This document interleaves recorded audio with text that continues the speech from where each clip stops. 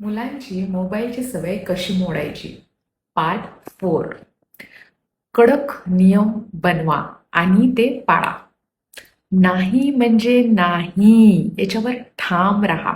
मग बच्चूने काहीही केलं तरी देऊ नका.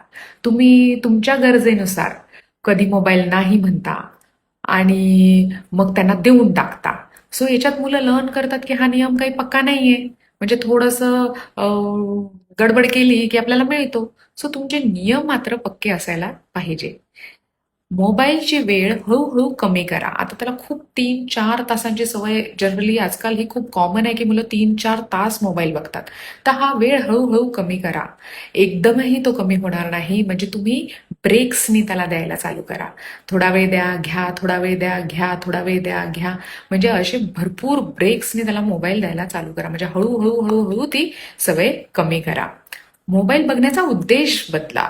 म्हणजे की मोबाईल हे गोष्टी ऐकण्यासाठीच, मोबाईल हे काहीतरी एज्युकेशनल ॲप किंवा काही पझल वगैरे करण्यासाठी, गेम नको, कार्टून्स नको, हे थोडं बंद करा.